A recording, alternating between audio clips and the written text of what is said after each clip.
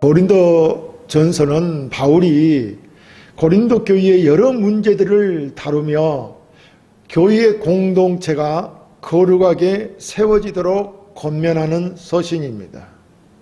5장에서는 교회 내 음행과 죄에 대한 바울의 강한 경고가 나오고 있습니다.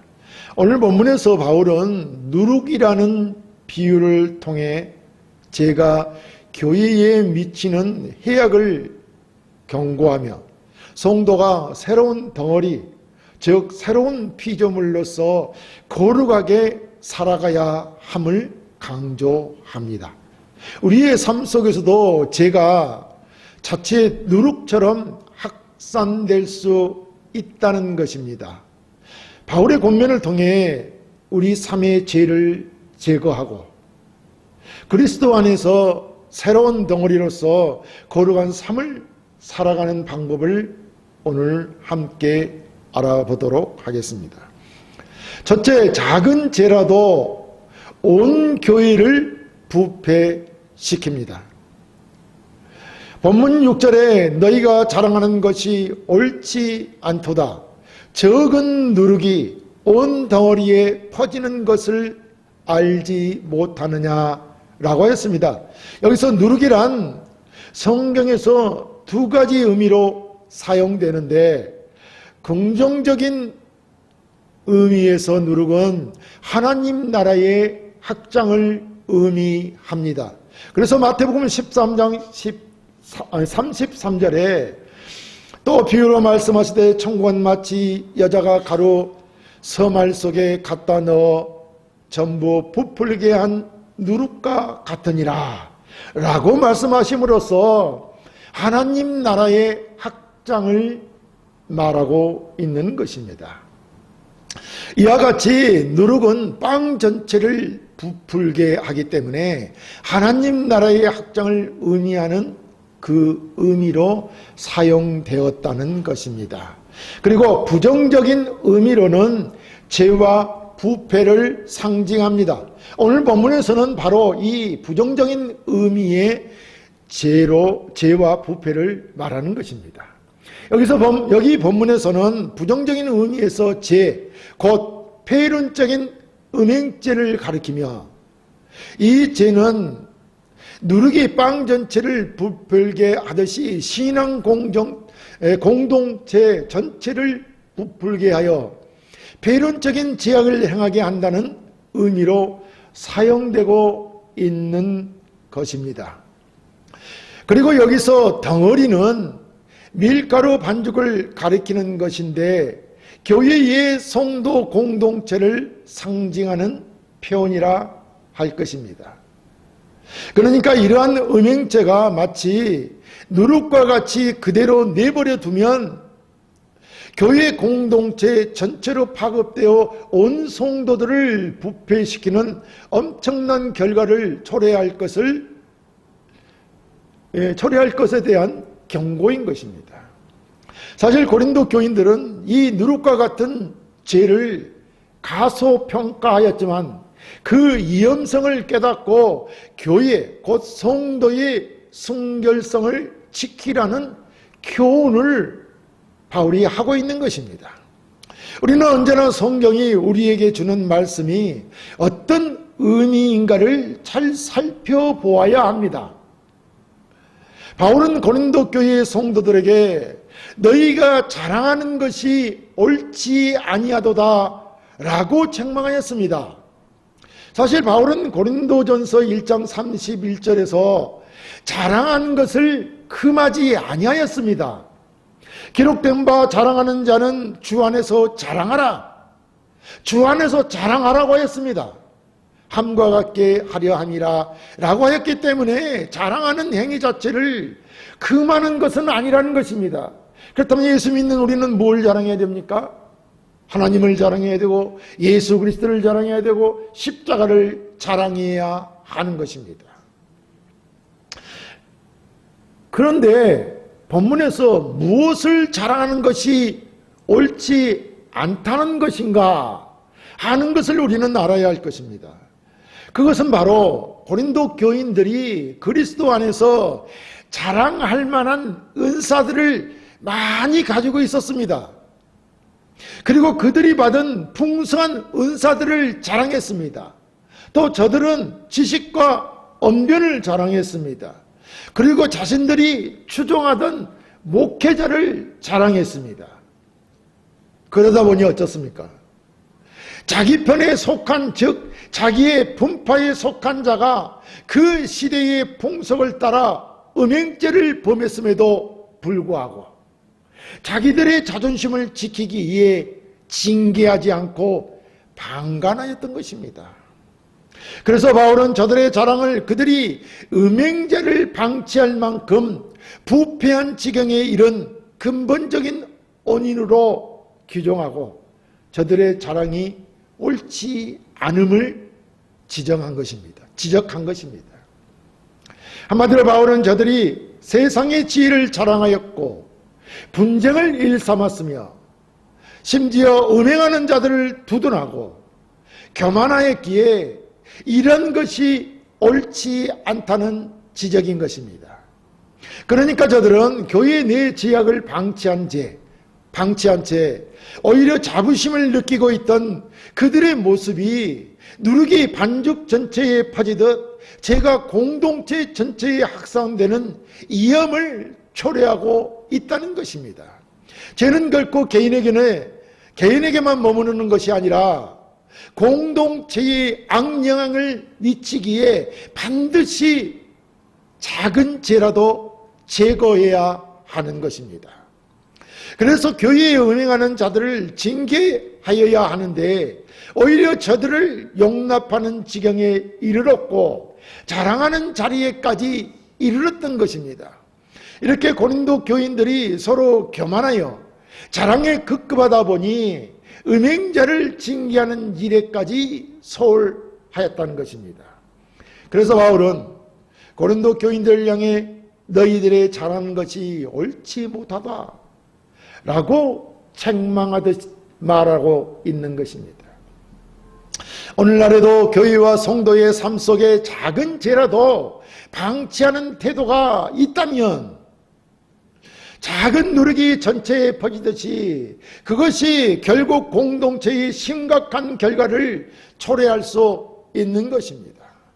따라서 성도는 자기 점검을 통해서 죄를 인식하고 회개함으로 누룩을 제거해야 합니다. 가정과 교회, 사회 속에서 성도는 빛과 소금으로서 거룩함을 드러내야 하기 때문에 죄된 이 누룩을 제거해야 한다는 것입니다. 작은 죄라도 누룩이 반죽 전체에 퍼지듯이 교회 공동체 전체를 부패시킨다는 사실을 기억하고 성도의 순결성을 지켜 살아가는 성도가 되어야 할 것입니다. 둘째, 누룩 없는 새 덩어리가 되어야 합니다. 본문 7절에 너희는 누룩 없는 자인데 새 덩어리가 되기 위하여 묵은 누룩을 내버리라. 우리의 유월절 양 곧 그리스도께서 희생되셨느니라 라고 했습니다. 여기서 새 덩어리란 누룩 없는 상태의 덩어리를 말합니다. 그러니까 죄가 없는 상태를 말한다는 것이죠. 제삼을 받은 우리 성도들은 새로운 피조물, 새 생명을 얻은 자들이라고 했습니다. 그렇기 때문에 새 덩어리인 것입니다. 그러니까 죄로부터 깨끗하게 된 새로운 피조물, 그런 존재라는 것입니다. 이는 성도들이 그리스도의 구속을 통해 새롭게 거룩해졌음을 말하고 있는 것이죠. 그래서 바울은 성도를 누룩 없는 새 덩어리라고 하는 것입니다. 이는 고린도 교회의 성도들에게 주님을 믿기 전 지녔던 죄악된 습성을 버릴 것을 촉구하는 내용입니다. 우리는 예수 믿는 신앙이 되는 것을 우리의 모든 옛 습관과 행신들을 그대로 두고 예수만 믿으면 천국에 가는 것으로 착각을 합니다. 하지만 성경은 죄로 죽었던 자들을 살리셨다고 말하고 있습니다. 그러니까 우리가 새 덩어리, 곧 새 사람이 된 것은 이 세상의 풍조를 따르고 공중군세를 잡은 악한 영을 따르며 그 가운데서 육체의 욕심을 따라 지내며 육체와 마음에 원하는 것을 하여 본질상 진노의 자녀였는데 하나님께서 그 은혜와 사랑으로 허물로 죽었던 우리를 그리스도와 함께 살리셨다고 말하고 있습니다. 그러므로 그리스도인은 이제 누룩이라는 죄로 물든 것이 아니라 누룩이 없는 새 덩어리라는 것입니다. 그래서 여기 묵은 누룩, 곧 제약된 옛 습성들을 버리라는 것입니다. 하나님을 믿기 전에 모든 제약된 습성들, 그것을 버리라는 것입니다. 이 묵은 누룩, 곧 제약된 습성은 그 습성이 무엇이냐? 음란과 탐심과 우상 숭배와 교만한 자기 자랑과 방탕한 생활을 말합니다. 우리는 이 말씀을 가볍게 생각하는 경향이 있어 간과하는데 실제로 예수 믿기 전에는 우리 모두가 이러한 세상 풍습을 쫓던 자들이었습니다. 그리고 아직도 우리의 몸에는 이 제약된 습성들이 남아있는 것입니다.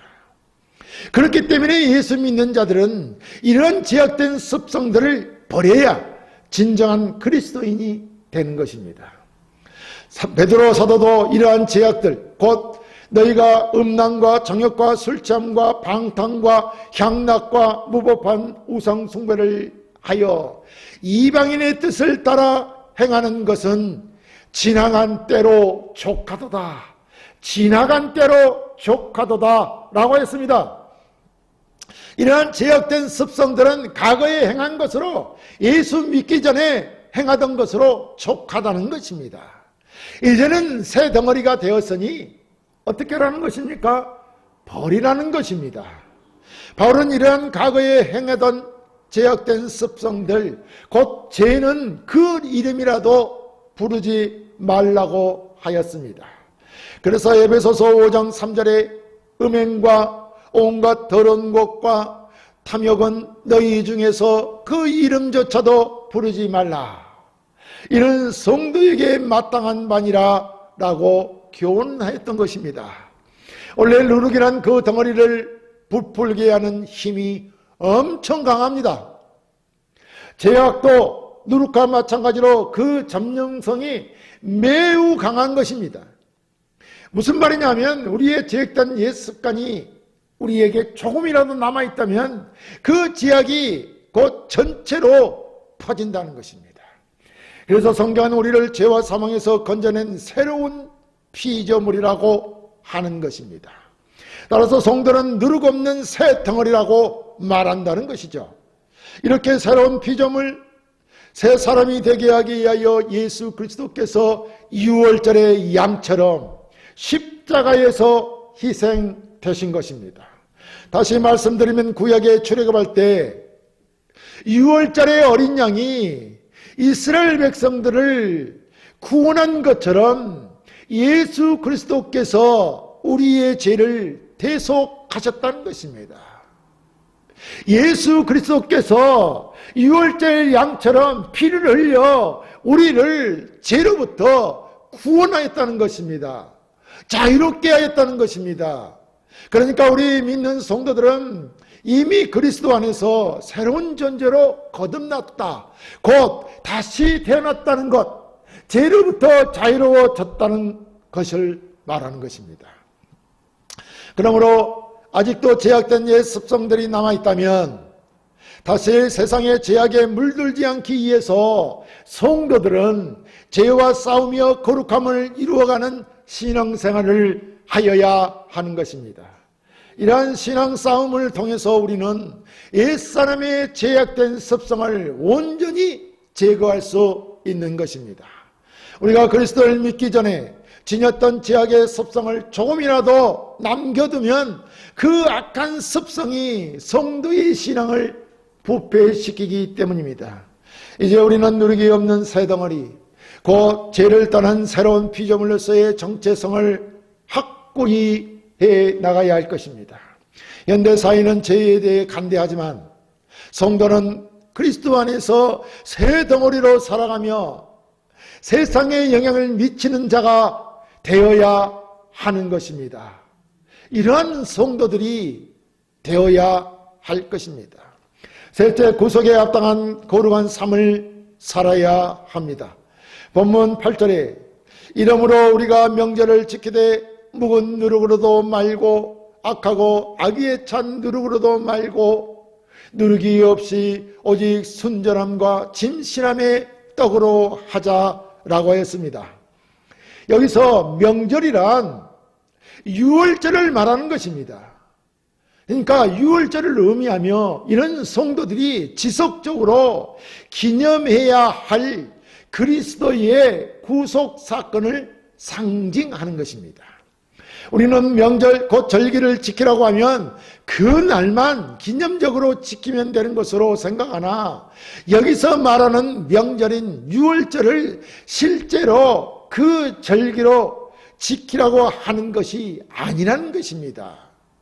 이런 성도의 삶 전체가 항상 유월절 잔치는 지키는 것과 같은 삶을 살아야 한다는 말인 것입니다.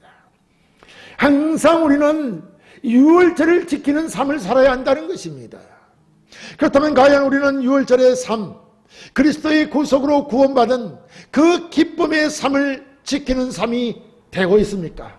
예수 그리스도의 십자가로 말미암아 구원받은 우리가 그 기쁨을 누리며 살고 있냐는 말입니다. 과연 우리는 유월절의 삶, 그리스도의 구속으로 구원받은 그 기쁨의 삶, 그 삶이 우리 안에서 어떻게 이루어져야 할까요? 그 삶은 첫째, 성도가 성결하고 거룩한 삶을 살아야 한다는 것입니다. 그래서 본문에 묵은 누룩으로도 말고 악하고 악의에 찬 누룩으로도 말고 누룩이 없이 오직 순전함과 진실함의 떡으로 하자라고 말한 것입니다. 누룩 없는 떡은 누룩의 죄를 상징하기 때문에 부정과 악의 누룩이 없는 상태를 말합니다. 그러므로 성도는 삶에서 죄를 제거한 거룩하고 성결한 삶을 진실함으로 살아가야 한다는 것입니다. 하나님은 구약에 보면 유월절에는 집안에 있는 누룩이 있는 떡을 제거할 것을 명하였습니다. 출애굽기 12장 15절에 너희는 이래 동안 무교병을 먹을지니 그 첫날에 누룩을 너희 집에서 제하라. 무릇 첫날부터 일곱째 날까지 유교병을 먹는 자는 이스라엘에서 끊어지리라 라고 하였고 13장 6, 7절에는 이래 동안 무교병을 먹고 일곱째 날은 여호와께 절기를 지키라. 이래 동안에는 무교병을 먹고 유교병을 네게 보이지 아니하게 하여 네 땅에서 누룩을 네게 보이지 아니하게 하라라고 하였습니다. 이 절기가 유월절인데 이때는 첫날부터 누룩을 제하여 일곱째 날까지 유교병을 먹어서는 절대 안 된다고 말하고 있는 것입니다. 여기서 말하는 유교병은 누룩이 있는 떡이죠. 그래서 유대인들은 유월절 전날부터 집안에 있는 누룩을 사차치 뒤져서 짜자내어 버렸던 것입니다. 그러므로 그리스도의 유월절 잔치에 참여하는 성도는 자기의 삶에 조그만 제약의 습성이라도 찾아 없애는 삶을 살아야 한다는 것입니다. 그 삶은 둘째로 그리스도의 구속 은혜 안에 늘 거하고 있어야 합니다.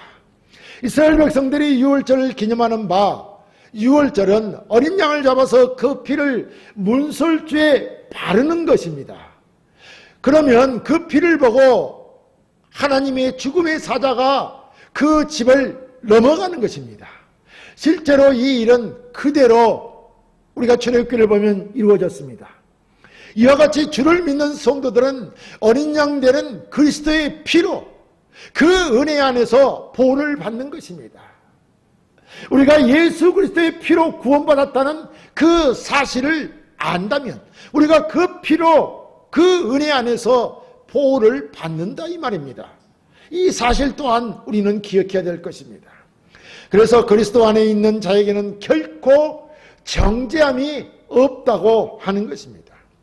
이는 하나님의 심판과 저주와 진노가 성도들을 피하여 간다는 것입니다. 그러므로 그리스도와 그 은혜 안에 거하는 삶을 우리는 살아야 한다 이 말입니다. 그리고 셋째는 성도는 기쁨과 감사의 삶을 살아야 합니다. 유월절은 애굽 사람들에게는 큰 재앙이었으나 출애굽을 하는 이스라엘 백성들에게는 기쁨의 날이었습니다. 유월절로 인하여 출애굽하게 된 이스라엘 백성들에게는 노예에서 해방되는 날이요, 그 날에 저들은 기르던 가축은 물론이요 애굽 사람들에게 보물까지 얻어 나오게 되었으니 얼마나 기뻤겠습니까? 이런 사실을 아니 얼마나 기뻤고 하나님 앞에 감사해야 했겠습니까? 430년이라는 지긋지긋한 노예 생활에서 벗어났으니 그 기쁨, 그 감격, 그 감사가 말로 표현하기 어려울 지경이었을 것입니다. 지금 우리의 삶도 그리스도로 말미암아 우리를 사로잡고 있던 악한 영의 종노릇하다가 멸망하게 될 죄와 사망의 권세에서 벗어나게 되었고 하나님의 자녀로서 의롭다함을 얻었으니 기쁨과 감사의 삶을 사는 것은 당연한 것이며 오히려 기쁨으로 감사하며 살아가려고 발버둥치는 우리의 인생이 되어야 할 것입니다. 이렇게 그리스도께서 우리를 구속하셨으니 그 은혜에 합당한 거룩한 삶을 살아야 한다는 말입니다. 그것이 누룩 없는 순전하고 진실한 거룩함을 살아야 하는 이유인 것입니다. 이러한 우리의 삶은 매일매일 하나님께 산 제사로 드려지는 예배의 삶인 것입니다. 그러므로 성도는 모든 순간을 하나님께 드리는 절기로 여기며 순전함과 진실함으로 살아가야 합니다. 거짓과 이성이 난무하는 세상에서 성도는 진실함으로 세상에 하나님의 영광을 드러내는 삶을 살아야 할 것입니다. 사랑하는 성도 여러분, 바울은 오늘 누룩 비유를 통하여 성도의 거룩한 삶을 강조하고 있습니다. 누룩이 전체의 덩어리는 부풀게 하듯이 우리의 적은 죄라도 방치하면 신앙 공동체 전체가 죄로 오염됨을 인지하고 반드시 우리의 삶에서 죄를, 누룩을 작은 것이라도 제거해야 할 것입니다. 그리스도의 구속으로 새 덩어리가 된 우리는 항상 거룩하고 진실한 삶을 유지하며 살아갈 결심이 있는 삶이어야 한다는 것입니다. 또한 우리의 삶 전체가 하나님께 드려지는 거룩한 절기가 되어야 합니다. 새로 시작하는 새해는 우리 개인과 공동체의 거룩함을 새롭게 다짐하고 작은 죄라도 방치하지 말고 그리스도의 십자가를 바라보며 새 덩어리로서 거룩한 삶을 살아가는 우리 모두가 되시기를 주의 이름으로 축원합니다.